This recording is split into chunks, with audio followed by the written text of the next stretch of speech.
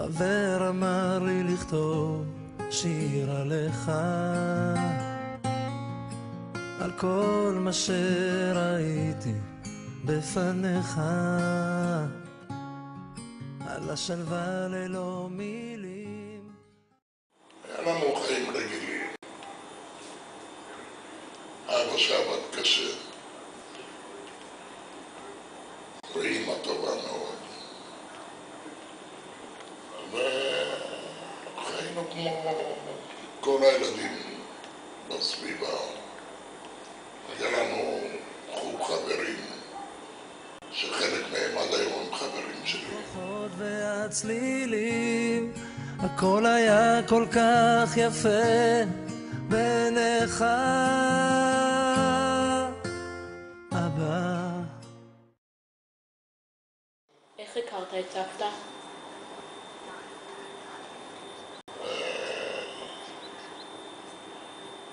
היא יותר נכון הכירה את דודי ואורי, הם בגיל שלו. היא שמעה עליי, היא הייתה גם באה אליהם, אבל אני לא הייתי אמאי, אז לא ראיתי אותה. פעם ראיתי אותה, וזהו, נדלק הקליק, אמרתי לו וזה, והתחלנו לצאת, ונגמר הסיפור. זוכר את השבילים לבית הספר, את כל המנגינות מתוך החדר, שהקשבת איך אני שר עם המבט המאושר והחיוך המתחבא בין שפתיך, אבא, על הדרכים שכה אהבת לטפח, אני הלכתי וניסיתי לנצח, ולא תמיד הבנתי איך. חצי משפחה הלכה כבר. קצת קשה עם זה, כל פעם חושבים על האחים. אתה רואה, הם אינם. כשהם היו בחיים, היינו משפחה, אחים, מאורגנים טוב, עוזרים אחד לשני. היינו באמת אחים, אחד לשני, אחים טובים. אף אחד לא קינה לשני, ואף אחד לא רצה, ולא היו סכסוכים גם ביניהם. את כל החגים שהיית ילד, עשיתם כל המשפחה ביחד? כל הזמן. ורוב הזמן זה אצלנו בבית, המשפחה שלי. של אמא שלי גם אותנו. היינו הרבה. אבל כל החגים היו, גם ראש שנה, גם פסח, הכל אצלנו. טוב, זה גם הגיוני, אנחנו היינו 10 ילדים. וגם הסבתא שלי הייתה גרה ממול, לא... זאת לידינו. אז ככה, אם אנחנו היינו צריכים לנסוע לאחרים או שבט, אז תמיד אצלנו.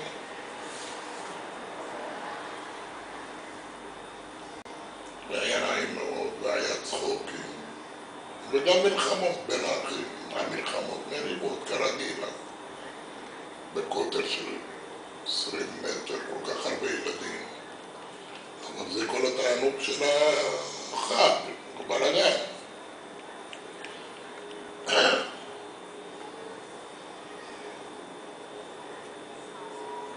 ואמא שלי וסבתא שלי אחראיות על הבישולים, כל כך הרבה. אבל תרגש באוויר את החג. היום לא מרגישים את זה. אז את החג הרגישו באוויר. היום זה כבר בא אפילו כיפור, שזה היה ממש חודר רך לעצמות האוויר. היום אתה מרגיש אפילו כיפור. תמיד הבנתי איך, כי לא הכל הולך, אני שונה ממך.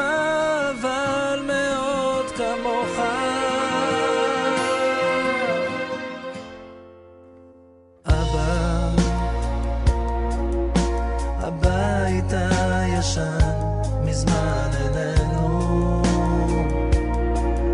עברנו, התקדמנו, השתננו, ממלאים את החסר בפרצופים דומים יותר למה שכל אחד חשב שחסר לו.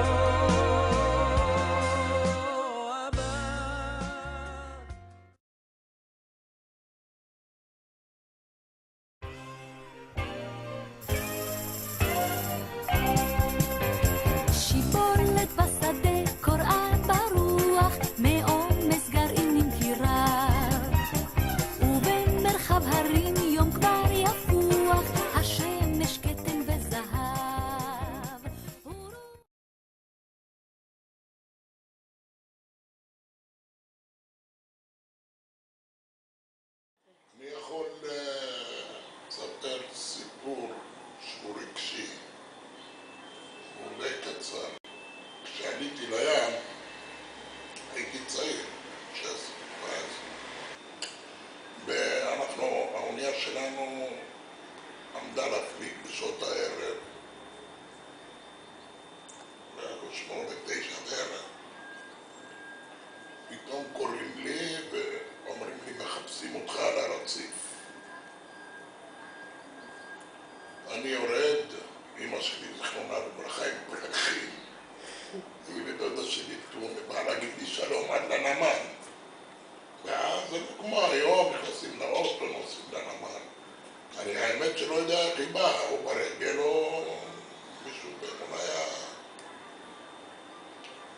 בעלה של טונה אולי. וזה ממש ריגש אותי.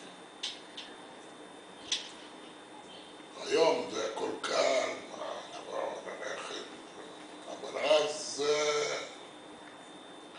היה מבצע להגיע לנמל. אנחנו למשל, הלכנו את זה ברגל מהבית שלי, וזה די רחוק. אבל צעירים, מה אכפת לנו? זה ירידות הכל. על הדרכים שכה אהבת לטפח, אני הלכתי וניסיתי לנצח,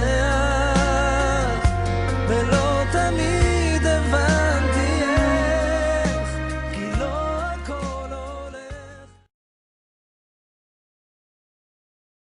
סבא פולי שלנו, המון מזל טוב, עד 120, תמשיך להיות הסבא פולי הזה שתמיד מצחיק את כולם ומשוגע, אוהבים אותך. סבא היקר, מזל טוב עד 120, שתחיה באושר ואושר, המון בריאות. אני שונה ממך אבל מאוד כמוך. סבא פולי היקר, מזל טוב ליום הולדתך 70, אוהבים אותך כל המשפחה. באהבה גל. לסבא מזל טוב עד 120, שיהיה לך המון בריאות, מעומר.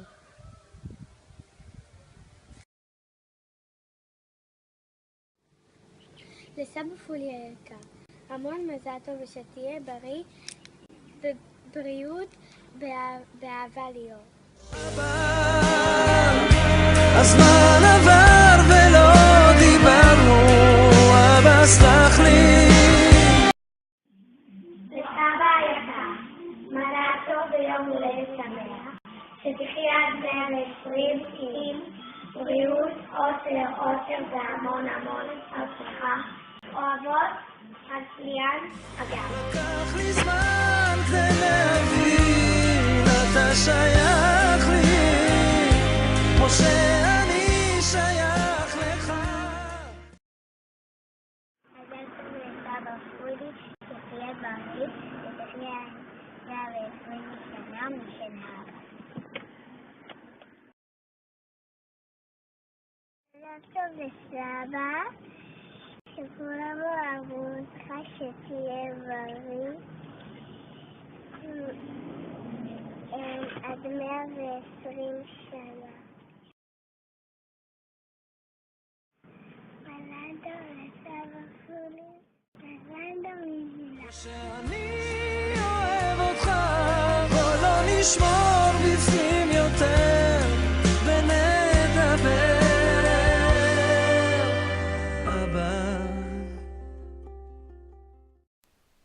אבא, קשה להכניס 70 שנה בסרטון של כמה דקות.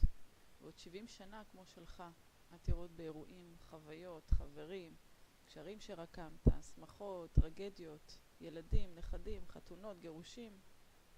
מה שבסופו של דבר נשאר לכל אחד מאיתנו זו החוויה, ההרגשה, המחשבות. לא כל תמונה יכולה להמחיש תחושה ורגש, אבל היא כן יכולה להזכיר לנו ולקחת אותנו חזרה לאירוע. אני מקווה שעזרנו לך להיזכר ברגעים נעימים בחיים שלך, באנשים החשובים בחייך ובחוויות מכוננות. אצל משפחת זבק, ואפילו כולנו חכמים, כולנו נבונים, כולנו יודעים את התורה. ואוסיף ואומר, כולנו טובים, כולנו מוצלחים וכולנו מצליחים. אולם לכולנו קשה המשימה החשובה והבסיסית בחיי כל אדם, והיא להגיד, אני אוהב אותך. אז אבא, אנחנו אוהבים אותך.